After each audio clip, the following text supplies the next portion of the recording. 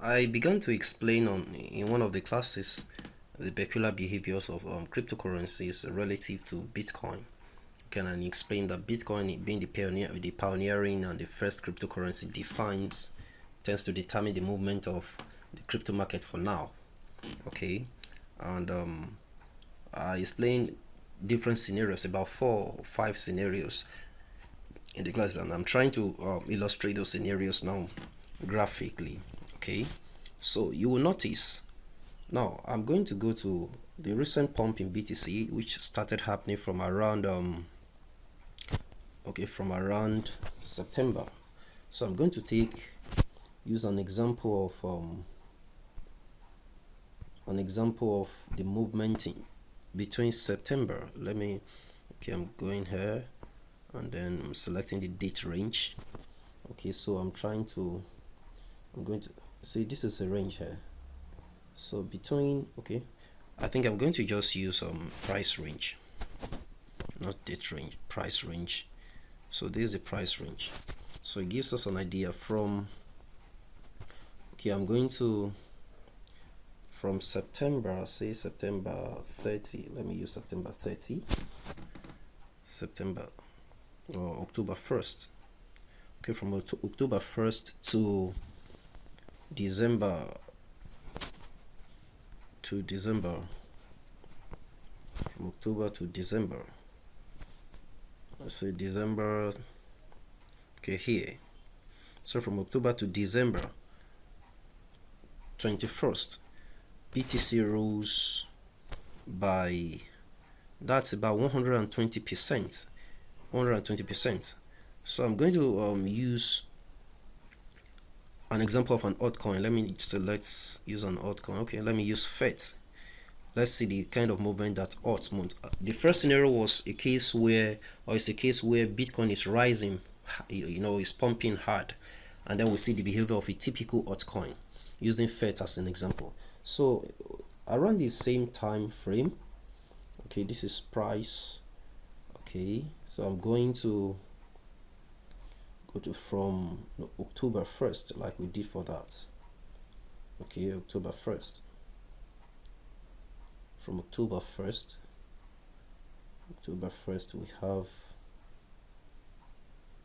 we have October 1st is here.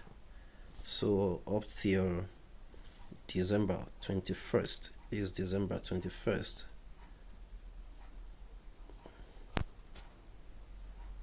This coin swung up and down and made a limited movement. Okay, made a limited movement, a lot of times moving downwards, upwards, and downwards and upwards. And you see from here, this is September 30, which is a day before October 1st. You see, most of the time the movements were even below the range, meaning it was dipping most of the time and trying to struggle back up, dipping most of the times. While around that same time, Bitcoin was consistently going higher. Okay, even as it continued higher and higher. And on FET, you see that right there, and then it continued even until this January 7th. There is no, not until January 4th, it was still within that range. It wasn't moving, it wasn't making any significant move up, just ranging, a lot of times dipping downwards. I wouldn't want to elongate this video. Some other altcoins, you see them dipping downwards and keeping going, like they kept going downwards around those times when Bitcoin was pumping hard. Why? Because people were developing trust around Bitcoin, and then they were putting more of their funds in Bitcoin. Some were pulling away their funds from the altcoins, so altcoins were deprived of funds. Demands for them was reduced, and when demand reduces, price would nosedive, and the price of those altcoins will nosedive. And that's why Bitcoin kept increasing more and more, and then they kept nosediving. Okay, so see until January 5th. That's the first scenario.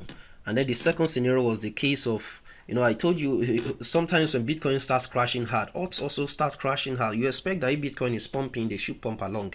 Yet, and when Bitcoin is crashing, they are supposed to start doing their own pumping. But usually it doesn't happen like that. Usually it's such that when Bitcoin is nosediving, trust in the crypto space altogether reduces. People start pulling their funds away from wherever, including from altcoins. So altcoins also start to nosedive alongside Bitcoin. For example, a major one that happened was around February, March last year. I'm going to go to the weekly time frame. Watch the video on the basic overview of trading views so that you can understand how to interpret these candlesticks. Okay, and then on March, you see around March here, February, March, you see a major dump. February, March. Okay, I'm going to Bitcoin. You see on Bitcoin around March here, this was February, March, there was a major dump. This was a major happening in the crypto space. Bitcoin dumped so hard at this point. You see, dumped so hard at this point, and you expect that maybe odds was supposed to pump at those time, but panic was in the crypto space altogether, and odds, using the same example of FET, it dumped along around the same time. You see February, between February and March, it dumped together at the same time. Okay, it dumped along. Okay, and then I mentioned that was the second scenario where Bitcoin is dumping and they dump along, because as Bitcoin is dumping, trust in the crypto space tend to reduce and people tend to be panicking and sell off their crypto entities, including odds. And since people trust Bitcoin more, as Bitcoin is dumping, they tend to have a sense of distrust for odds. They feel like odds are going to dump more than Bitcoin. And then because odds often move faster than Bitcoin, like I explained in the class, and I explained the reason for that. And because of that, odds even dump harder than Bitcoin when Bitcoin is dumping. Usually, pay attention to the use of words. Usually, these are the usual occurrences. It doesn't mean it happens like that all the times. So the third scenario is a case where Bitcoin starts to consolidate. So I mentioned that after some times, it doesn't keep going up and up. Sometimes it can dump back. Sometimes it can just be moving within a range. So we see here, after Bitcoin had moved some points, it got to a time and it started consolidating. I'm going to just put the price. See around here, this is what I mean by consolidation, just a movement up and down, like a swing movement up and down. Okay, you see it started consolidating from around January. Let me just go to January 5th, from 5th. Okay, you see Bitcoin just moving up and down after reaching an all-time high around 40k. It went backward, downwards, and it kept going up and down, swinging up and down, within a range like this. And at that time, people didn't find anything interesting in Bitcoin again. They expected it to be going up and up, but then it was moving within the range, so nothing so interesting. So instead of putting funds in BTCs, when nothing is interesting, people tend to predict that if Bitcoin is moving within a range, then most altcoins are about to rise, and then they go to put their monies on odds. So they look for odds with good reputation. That's what you should do too. Not every odds move all the times actually, but many odds, that have been researched, and you see that this odds looks safe. It looks like it's not compromised, and then there are many odds like that have good blockchain technology backing them up, and then people tend to put their funds on odds when Bitcoin is consolidating. So around this time, I say January, that was from January 5th. You see FET here. FET from January 5th, FET started making its own upward movement.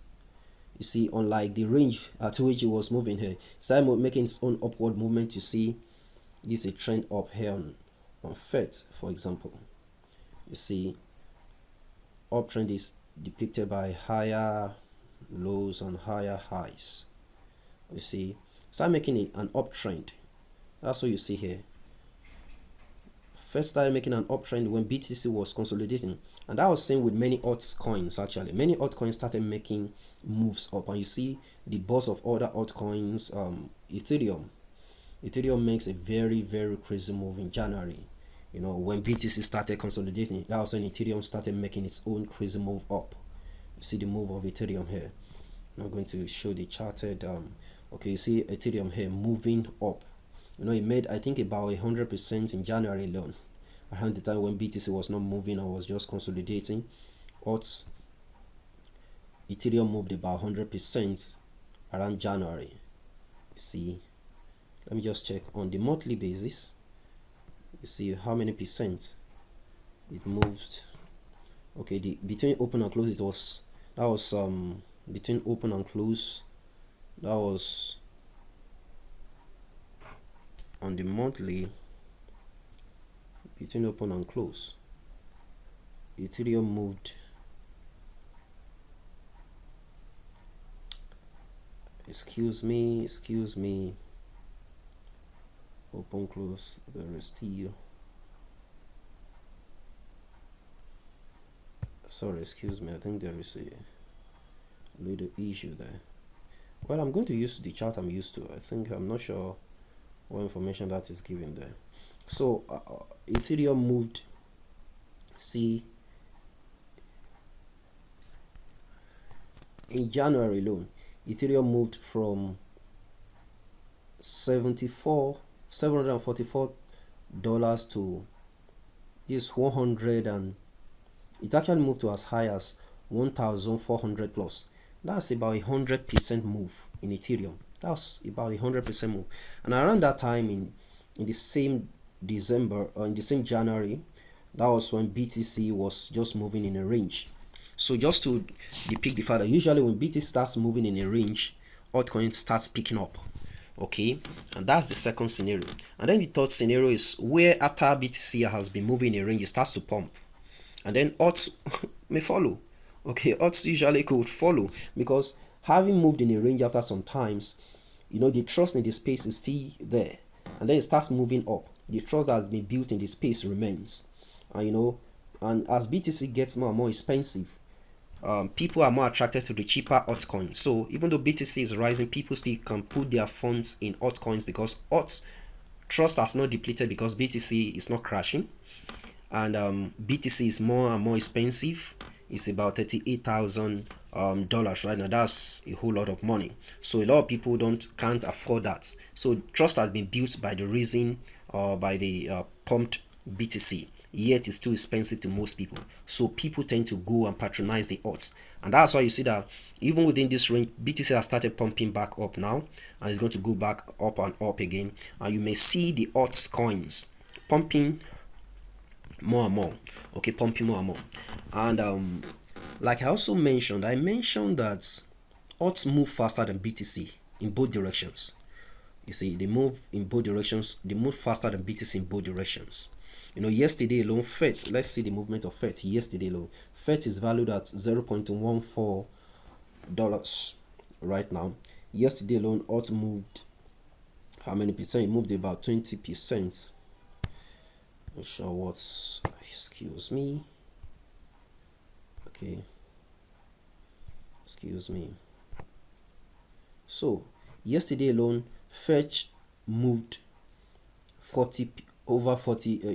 You see up here, fetch moved 40 something percent within a single day. That's not a regular move in BTC. It can make the same move today. It can make another 40%, 20% today, because it's a cheap currency. And then the market capitalization, how much money, how much the number of participants and how much they are putting there is still small. So any little addition of money invested into that alt is going to pump it. So it tends to move faster. Just have that simple knowledge that cheaper coins move faster than BTC. It can move in both directions, up or down, faster than BTC. And like I said, when investing, the most important thing is not the dollar movement. You see that right now, Fetch cannot easily achieve a movement from $1 to $2. It's not even up to $1 yet. But look at BTC. BTC is moving almost $10 in seconds. You see 57 is going to okay, you see it's chilling. You see 62. It's moving several dollars within a very short while. But you see other altcoins. See AV, for example, AV USDT. It's been on 421 since. It's only moving in cents. But it's significant because those cent movements makes more percentage movement, like it amounts to more percentage than on BTC. So you see, AV has moved, it's moving just $1 up and down within the last few seconds, and that's even because it's getting more and more expensive. It's about $400. BTC is making $10, $20, $100 move in seconds, in few seconds. You see Ethereum actually already making such relatively fast move too, because it's getting more and more expensive. Okay, it's getting more and more expensive, but not as expensive as Bitcoin. So in dollars, you may see the more expensive coins moving faster in dollar value, but in percentage value, the altcoin move faster. And as far as your gains or your losses are concerned, it all depends on the percentage movement of a coin you are investing in. More on that while talking about investing. Thank you.